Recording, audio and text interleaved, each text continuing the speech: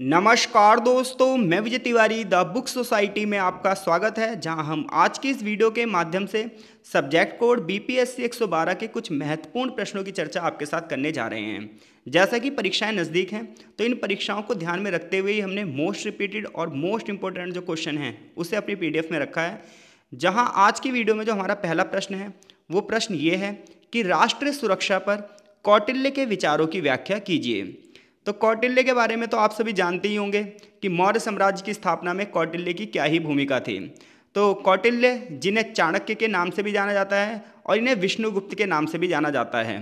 तो क्वेश्चन हमसे ये पूछ रहा है कि राष्ट्र की सुरक्षा पर कौटिल्य ने क्या विचार दिए थे। तो देखो, आप सभी को पता है कौटिल्य ने एक किताब लिखी थी और इस किताब का नाम है अर्थशास्त्र। तो किताब का नाम अर्थशास्त्र है, लेकिन राजनीति पर लिखा गया ये सबसे महान ग्रंथ है। इसमें देश की न सिर्फ आंतरिक सुरक्षा बल्कि बाहरी सुरक्षा की भी बात की गई है। एक राजा के लिए क्या क्या कर्तव्य होने चाहिए, मंत्रियों के क्या कर्तव्य होने चाहिए, सेना किस प्रकार से होनी चाहिए, जो जनता है उसके राजा के प्रति क्या कर्तव्य होने चाहिए, राजा के जनता के प्रति क्या कर्तव्य होने चाहिए, विदेश नीति का संचालन कैसे करना चाहिए, इन तमाम चीज़ों को बहुत अच्छे से समझाया गया है अर्थशास्त्र में। तो अर्थशास्त्र जो है उस समय के लिए तो एक महान ग्रंथ था ही था। इसकी उपयोगिता वर्तमान में भी है, क्योंकि इसमें जो कौटिल्य ने सिद्धांत दिए हैं ये सिद्धांत वर्तमान में भी बहुत ज़्यादा उपयोगी हैं। तो हमसे क्वेश्चन ये पूछ रहा है कि राष्ट्र की सुरक्षा पर कौटिल्य ने क्या विचार दिए। तो सबसे पहले आप कौटिल्य के बारे में लिखोगे कि कौटिल्य, जिन्हें चाणक्य या विष्णुगुप्त के नाम से जाना जाता था, इनकी जो प्रसिद्ध ग्रंथ है उसका नाम है अर्थशास्त्र, जिसमें उन्होंने राष्ट्रीय सुरक्षा, राज्य के संचालन के क्या क्या तरीके होने चाहिए और रणनीति के कई पहलुओं पर विचार किया है। उनके विचार आज भी राजनीतिक और सैन्य संचालन में प्रासंगिक यानी कि महत्वपूर्ण माने जाते हैं। राष्ट्रीय सुरक्षा पर जो उनके विचार हैं वो इस तरीके से हैं। तो देखो, सबसे पहले राज्य की सुरक्षा। तो कौटिल्य के अनुसार एक सुरक्षित राज्य की स्थापना के लिए सबसे जरूरी जो चीज़ होती है वो होती है उसकी स्वतंत्रता और एक संप्रभुता। तो स्वतंत्रता का मतलब तो आप जानते ही हो, संप्रभुता का मतलब होता है डिसीजन मेकिंग पावर, निर्णय लेने की क्षमता। तो कौटिल्य कहते हैं एक सुरक्षित राज्य वही राज्य है जो पहली बात तो स्वतंत्र है और उसके पास अपना निर्णय लेने की क्षमता है। तो यानी कि देखो, दो प्रकार के राज्य होते हैं, एक तो होते हैं स्वतंत्र और अपने डिसीजन भी खुद होते हैं, दूसरे स्वतंत्र तो होते हैं लेकिन अपने डिसीजन जो है वो खुलकर नहीं ले पाते, अपने निर्णय खुलकर नहीं ले पाते। वो जो अपने निर्णय लेते हैं वो किसी के दबाव में लेते हैं। जैसे आज की अगर आप फॉरेन पॉलिसी देखोगे तो हमें बहुत सारे जो निर्णय हैं वो अंतर्राष्ट्रीय दबाव में लेने पड़ते हैं। तो ऐसे में जो संप्रभुता को थोड़ी बहुत जो है ठोस पहुंचती है। तो कौटिल्य ये कह रहा है कि एक सक्षम राज्य वही है, एक सुरक्षित राज्य वही है जिसके पास स्वतंत्रता और संप्रभुता दोनों हैं। और स्वतंत्रता और संप्रभुता को बनाए रखना है तो क्या करना पड़ेगा। अगर आपको अपनी स्वतंत्रता को बनाए रखना है और अपनी डिसीजन मेकिंग पावर को बनाए रखना है तो सबसे पहले अपने देश को आप आंतरिक और बाहरी दोनों खतरों से बचाओ। आंतरिक सुरक्षा में विद्रोह वगैरह होते हैं, असंतोष वगैरह होते हैं कि किसी भी देश में सत्ता के खिलाफ विद्रोह हो सकता है, जनता जो है असंतुष्ट हो सकती है, धरने प्रदर्शन हड़ताल कर सकती है। तो ऐसे में देश को आंतरिक सुरक्षा से बचाने के लिए विद्रोह और असंतोष को रोकना होगा, लड़ाई झगड़े दंगे फसादों को रोकना होगा, तभी आप अपने राष्ट्र की सुरक्षा कर सकते हो। जबकि देश को बाहरी सुरक्षा में पड़ोसी राज्यों और दुश्मन राज्यों से खतरा होता है, क्योंकि सबसे ज़्यादा जो पड़ोसी होते हैं वही दुश्मन होते हैं, ऐसा कौटिल्य का मानना है। और ये बात बिल्कुल भी सही है। आज ही आप देख लो, भारत के जो पड़ोसी हैं वही उसके लिए खतरा बन चुके हैं। तो बाहरी सुरक्षा में पड़ोसी राज्यों को खतरा होता है, दुश्मन राज्यों को खतरा होता है। अब ऐसे में बाहरी सुरक्षा से बचने के लिए कौटिल्य कहता है कि एक शक्तिशाली सेना होनी चाहिए, क्योंकि अगर आप एक शक्तिशाली सेना रखते हो तो आपका राज्य भी शक्तिशाली हो जाता है। इसके अलावा अपने दुश्मनों की निगरानी रखने के लिए आपको एक गुप्तचर विभाग भी होना चाहिए, इंटेलिजेंस सिस्टम भी होना चाहिए, जो कि आपको इंटेल दे, बाहर क्या क्या घटित हो रहा है उसके बारे में बताए, ताकि आप पहले से ही अवेयर रहो। तो राष्ट्रीय सुरक्षा का जो मुख्य आधार है वो शक्तिशाली सेना और गुप्तचर विभाग है। यानी कि कौटिल्य ने आंतरिक और बाहरी दोनों खतरों से बचने के उपाय बताए हैं। आंतरिक खतरों में उसने विद्रोह, असंतोष, दंगे फसादों को ध्यान रखा है और इससे बचने के लिए अपनी जनता को संतुष्ट करने की बात की है। बाहरी सुरक्षा में बात करोगे तो पड़ोसी राज्यों से खतरा होगा और दुश्मन सेना से खतरा होगा। ऐसे में आपको अपने देश की एक शक्तिशाली सेना बनानी होगी और आपका जो इंटेल डिपार्टमेंट है, जो गुप्तचर विभाग है, वो बहुत ज़बरदस्त होना चाहिए ताकि आपको सारी की सारी खबर पहले से ही रहे। इसके अलावा आप राज्य की सीमाओं को मजबूत करोगे और रणनीतिक रूप से महत्वपूर्ण स्थानों की रक्षा करोगे। युद्ध के लिए हमेशा तैयार रहोगे और अपनी सेना को नियमित तैयारी करवाओगे। दूसरा, राष्ट्रीय सुरक्षा अगर आपको करनी है तो दुश्मनों की पहचान आपको करनी होगी। कौटिल्य का मानना था कि एक राजा को अपने दुश्मनों की पहचान स्पष्ट रूप से करनी चाहिए और उनके खिलाफ उचित सैन्य कार्यवाही भी करनी चाहिए। उन्होंने दुश्मनों को हराने के लिए 4 मुख्य उपाय बताए हैं। साम, दाम, दंड और भेद। तो देखो सबसे पहली बात है, एक राजा दूरदर्शी होना चाहिए, उसे पता भी होना चाहिए कौन हमारा शत्रु है और कौन हमारा मित्र है, क्योंकि कई बार मित्रता की आड़ में लोग शत्रु जैसा खेल खेलते हैं, जैसे चीन हो गया, पाकिस्तान हो गया, बांग्लादेश हो गया, ये मित्रता की आड़ लेकर जो है भारत को नुकसान पहुंचाना चाहते हैं। तो देखो ऐसे में कौटिल्य ने उस समय के हिसाब से और वर्तमान में भी 4 उपाय बताए कि भाई अपने शत्रु को कंट्रोल करने का पहला उपाय है साम। साम का मतलब होता है समझाना। साम दाम भेद दंड की नीति आपने सुनी होगी। साम का मतलब होता है समझाना। इसमें आप अपने दूत को भेजते हो, बातचीत के माध्यम से प्रॉब्लम को सॉल्व करने की कोशिश करते हो, मित्रता स्थापित करने की कोशिश करते हो। दाम में क्या होता है, आप धन देकर दुश्मन को शांत करना चाहते हो या धन देकर उसे अपने पक्ष में लेना चाहते हो। दूसरी बात यह है कि जब आपका साम यानी कि समझाने से ही बात न बने, दाम देकर खरीदने से ही बात न बने, तो आप क्या करो, दुश्मन की सेना में या दुश्मन राज्य में भेद डाल दो, यानी कि फूट डाल दो। तो फूट डालकर राज करना सबसे बड़ी नीति कहलाती है कौटिल्य के अनुसार। तो साम का मतलब है आप समझाओ, दुश्मन सेना को अपने पक्ष में करने की कोशिश करो, दुश्मन को अपने पक्ष में करने की कोशिश करो, मित्रता स्थापित करने की कोशिश करो, लेकिन बस सिर्फ दिखावे के लिए। जब आप मजबूत हो जाओ तो उसके ऊपर क्या कर दो, अटैक कर दो। दाम का मतलब होता है दुश्मन को जो है धन देकर शांत करना या फिर उसे गिफ्ट उपहार देकर अपने लालच में फंसा लेना। तीसरी बात है भेद। भेद का मतलब होता है फूट डालना। तो गुप्तचर और कूटनीति के माध्यम से दुश्मन में फूट डाल दो, ठीक है, और वो अपने आप ही उलझ जाएं उसमें। और तीसरा, जब आपका साम दाम और भेद से काम ना चले तो अंत में आप दंड का प्रयोग करोगे, यानी कि युद्ध और बल प्रयोग करोगे, और तब तक आप अपनी सेना को तैयार कर लोगे। तो ऐसे में दुश्मनों को हराने के लिए साम दाम भेद और दंड की जो नीति चलानी चाहिए, और जो युद्ध है यानी कि दंड है ये अंतिम विकल्प होना चाहिए। जब साम दाम भेद फेल हो जाए उसके बाद जो है वो दंड का प्रयोग करना चाहिए, क्योंकि युद्ध जो है वो दोनों पक्षों को नुकसान पहुंचाता है। तो ऐसे में युद्ध का विकल्प जब खोलना चाहिए जब सारे विकल्प बंद हो जाएं। ऐसा कौटिल्य ने अपनी राष्ट्रीय सुरक्षा में बताया है। आगे अब बात करो तो कौटिल्य ने गुप्तचर प्रणाली के बारे में बताया है कि एक राष्ट्र की सुरक्षा के लिए मजबूत गुप्तचर व्यवस्था होनी चाहिए, ताकि समाज में क्या चल रहा है, राज्य में किस प्रकार की जो है घटनाएं हो सकती हैं, जनता जो है सरकार के बारे में क्या सोच रही है। इसके अलावा जो दुश्मन देश हैं वहाँ तक भी गुप्तचर फैले होने चाहिए, ताकि दुश्मन देशों की एक्टिविटी के बारे में हमें पहले से ही पता चल जाए। उनके अनुसार जो गुप्तचर होते हैं ये आंतरिक विद्रोह और षड्यंत्र को रोकते हैं, बाहरी आक्रमणों की सूचना सही समय पर दे देते हैं, दुश्मन की गतिविधियों और उनकी कमजोरियों का पता लगाते हैं, जिससे एक देश अपने आप को लगातार मजबूत करता रहता है। इसके अलावा कौटिल्य ने किसी भी देश को सुरक्षित करने के लिए धर्म और नैतिकता के उपयोग को भी बढ़ावा देने की बात की है। उसने कहा अगर देश में स्थिरता चाहते हो, देश में राष्ट्रीय सुरक्षा चाहते हो, तो धर्म, न्याय और नैतिकता भी बहुत ही ज़्यादा महत्वपूर्ण है। जब एक राजा न्यायपूर्ण शासन करता है, अपने कर्तव्यों को पूरी तरीके से पूर्ण करता है, एक न्यायपूर्ण राज्य की स्थापना करता है, तो राज्य आंतरिक रूप से मजबूत होता है। यहाँ पर धर्म का मतलब भाई ध्यान रखना हिंदू मुस्लिम सिख ईसाई नहीं है, यहाँ पर धर्म का मतलब होता है कर्तव्यों का पालन। तो कौटिल्य ने राज्य की आंतरिक सुरक्षा के लिए धर्म, न्याय और नैतिकता पर बल दिया है, जिसमें राजा से आशा की गई है कि वो अपने धर्म का पूर्णतः पालन करेगा, अपने कर्तव्यों को निभाएगा, जनता संतुष्ट रहेगी तो जनता कभी भी विद्रोह नहीं करेगी। इससे देश क्या होगा, आंतरिक रूप से मजबूत होगा। कौटिल्य ने राजा को राज्य की सुरक्षा के लिए सबसे अधिक जिम्मेदार माना है। उन्होंने कहा है राजा को हमेशा सतर्क रहना चाहिए, अपने मंत्रियों और अधिकारियों पर निगरानी रखनी चाहिए और राष्ट्रीय सुरक्षा के संबंध में किसी प्रकार की चूक नहीं करनी चाहिए। तो निष्कर्ष ये निकलता है कि कौटिल्य के विचार राष्ट्रीय सुरक्षा पर बहुआयामी दृष्टिकोण प्रस्तुत करते हैं, जिसमें सैनिक, कूटनीतिक, आंतरिक प्रशासन और नैतिक मूल्यों का समावेश होना जरूरी है। ये उस समय के भारत में भी और आज के आधुनिक भारत में भी उपयोगी सिद्ध होता है।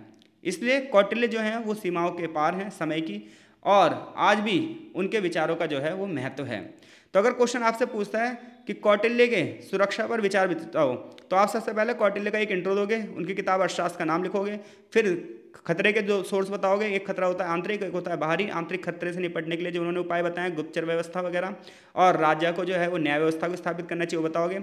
बाहरी खतरे से निपटने के लिए साम दाम दंड भेद और एक शक्तिशाली सेना की बात करोगे। एक और क्वेश्चन जो है ये भी बहुत ही इंपॉर्टेंट है, इसलिए हमने कौटिल्य के इस पीडीएफ में 2 क्वेश्चन रखे हैं। अगर वो क्वेश्चन नहीं आता तो फिर ये क्वेश्चन आता है, इन 2 में से रिपीट होते हैं क्वेश्चन। दूसरा क्वेश्चन यह है कि कौटिल्य का मंडल सिद्धांत बताओ आप, कि कौटिल्य का जो मंडल सिद्धांत है वो क्या था। तो देखो कौटिल्य ने सर्कल ऑफ स्टेट्स की एक थ्योरी दी है, मंडल सिद्धांत की एक थ्योरी दी है, जिसमें उसने किसी भी देश की अंतर्राष्ट्रीय राजनीति को प्रभावित करने में एक महत्वपूर्ण भूमिका निभाई है। जैसा कि आपको पता है उनकी किताब अर्थशास्त्री है, यानी कि जब कौटिल्य का क्वेश्चन आएगा तो सबसे पहले आप उनको इंटरव्यू दोगे उनका, कि कौटिल्य ने चाणक्य या विष्णुगुप्त के नाम से भी जाना जाता था, इन्होंने एक किताब लिखी है अर्थशास्त्र, और फिर अर्थशास्त्र के बारे में बताओगे। यानी कि कौटिल्य का जब भी कोई क्वेश्चन आएगा तो इंट्रो सेम रहेगा, ध्यान रखना। अब हम बात कर रहे हैं मंडल सिद्धांत की। तो देखो मंडल सिद्धांत की अवधारणा ये है, कौटिल्य ये बताना चाहते हैं जो एक देश है ना वो अपने आसपास दुश्मनों से घिरा होता है, अब उसे इन दुश्मनों से निपटने के लिए क्या करना चाहिए? तो इन दुश्मनों से निपटने के लिए उसने मंडल सिद्धांत दिया है कि जैसे मान लो ये हमारा दुश्मन है, तो इससे निपटने के लिए हमारे पास एक मित्र होना चाहिए, ठीक है, और मित्र का मित्र भी हमारा मित्र होना चाहिए, और दुश्मन का जो दुश्मन है वो भी हमारा मित्र होना चाहिए, क्योंकि जो दुश्मन का दुश्मन है वो भी दुश्मन को नुकसान पहुंचाना चाहता है और हम भी नुकसान पहुंचाना चाहते हैं। तो ऐसे में दुश्मन का दुश्मन हमारा मित्र हो, लेकिन दुश्मन का जो मित्र है वो हमारा दुश्मन है, तो उसे भी हम नुकसान पहुंचाएंगे। तो इस प्रकार से कौटिल्य ने 8 स्टेट की थ्योरी दी है, 8 राज्यों की थ्योरी दी है, जिसमें से 4 मित्र होंगे और 4 दुश्मन होंगे, ठीक है। और इस पूरी की पूरी थ्योरी को जो है वो मंडल सिद्धांत कहेंगे, जिसमें कौटिल्य ये कहेगा कि एक देश है, उसका सबसे बड़ा जो शत्रु है उसके पड़ोसी हैं, तो जो पड़ोसी है वो सबसे बड़ा क्या हो गया? शत्रु हो गया। ऐसे में जो पड़ोसी का पड़ोसी है वो हमारा मित्र होना चाहिए, ताकि जब भी युद्ध हो तो ये हमारी मदद कर सके, लेकिन उसे फिर से अपने पड़ोसियों से सावधान रहना चाहिए, क्योंकि वो उसके दुश्मन है। तो इस प्रकार से उसने ना 8 सर्कल बना दिए हैं, 8 राज्यों का सिद्धांत बता दिया है, किसमें? मंडल सिद्धांत में। तो बस आप इतना ध्यान रखना, सबसे पहले आप कौटिल्य का इंट्रो दोगे और फिर बताओगे कि कौटिल्य जो है वो मंडल सिद्धांत के माध्यम से किसी भी देश को युद्ध नीति के बारे में बता रहे हैं और विदेश नीति के बारे में जो है अवेयर करना चाहते हैं। तो कौटिल्य ने राज्य को विजिगीषु की संज्ञा दी है। विजिगीषु का मतलब होता है विजय की इच्छा रखने वाला, यानी कि कौटिल्य कहते हैं कि हर राज्य को अपनी जीत के लिए अपनी सेना को मजबूत करना चाहिए और युद्ध के लिए हमेशा तैयार रखना चाहिए, क्योंकि हर राज्य अपने आसपास के क्षेत्रों को जीतना चाहता है। इसलिए उन्होंने कहा कि ये विजयगीषु होता है। विजयगीषु मतलब अभिलाषी राजा जो विजय चाहता है। तो कौटिल्य ने राज्य को किसकी संज्ञा दी है? विजयगीषु की। विजयगीषु वो राज्य जो अपने आसपास के सभी क्षेत्रों को जीतना चाहता है। देखो, पहले अगर आप भारत की बात करोगे तो भारत में बहुत सारे छोटे छोटे राजा थे। ऐसे में हर एक राजा ये चाहता था कि वो चक्रवर्ती राजा बन जाए, और इसलिए वो सारे राजाओं को हराना चाहता था। इसलिए कौटिल्य राजा को विजयगीषु की संज्ञा दे रहा है, क्योंकि वो अपने आसपास के सभी क्षेत्र जीतना चाहता है। अब वो ये कह रहा है कि जो ये विजयगीषु है ना, यही हमारे मंडल का केंद्र है। तो कौटिल्य ने जो मंडल सिद्धांत दिया उसका सेंटर कौन है? उसका सेंटर है विजयगीषु। तो मंडल सिद्धांत के अनुसार राज्य के चारों ओर कई प्रकार के राज्यों का एक नेटवर्क होता है, जिसे वो मंडल का नाम देते हैं। जैसे कि मैंने अभी आपको बताया, एक होगा विजयगीषु, फिर उसके जो है दुश्मन होंगे जिसे विजयगीषु को जीतना है। फिर वो जब इन दुश्मनों को हराएगा तो उसके लिए उसको कुछ दोस्तों की जरूरत पड़ेगी जो विजयगीषु के मित्र होंगे, जिनकी जो स्थिति है वो यहाँ पर होगी। तो इस प्रकार से वो एक सर्कल बनाएगा, इसलिए इसे मंडल सिद्धांत कहते हैं। तो ध्यान रखना भाई, कौटिल्य के मंडल सिद्धांत का जो सेंटर है वो कौन है? विजयगीषु। ऐसे में वो राज्य के 8 प्रकार बता रहा है। पहला है विजयगीषु, जिसे वो स्वामी भी कह रहा है। ये राज्य वो है जो विजय की इच्छा रख रहा है। दूसरे नंबर पे आता है अरि। अरि का मतलब होता है दुश्मन। वह राज्य जो स्वामी राज्य के खिलाफ है, यानी कि जो विजयगीषु के खिलाफ है, उसे क्या बोलेंगे? अरि। अरि का मतलब क्या होगा? दुश्मन। फिर तीसरा होगा मित्र, यानी कि सहयोगी, जो विजयगीषु स्वामी क्या क्या करेगा? समर्थन करेगा। तो एक तो हो गया विजयगीषु, एक हो गया विजयगीषु का दुश्मन, एक हो गया विजयगीषु का मित्र जो उसकी समर्थन करेगा। एक होगा अरिमित्र। अरिमित्र वो होगा जो दुश्मन का मित्र है। इससे हमें सावधान रहना पड़ेगा, क्योंकि ये दुश्मन की सहायता करेगा, ध्यान रहे। एक होगा मित्र का मित्र। कौटिल्य कह रहे हैं कि मित्र का मित्र भी अपना मित्र होना चाहिए, ताकि गठबंधन में वो एक महत्वपूर्ण भूमिका निभा सके। एक होगा अरिमित्र का मित्र, यानी कि हमारे दुश्मन के दोस्त का दोस्त होगा।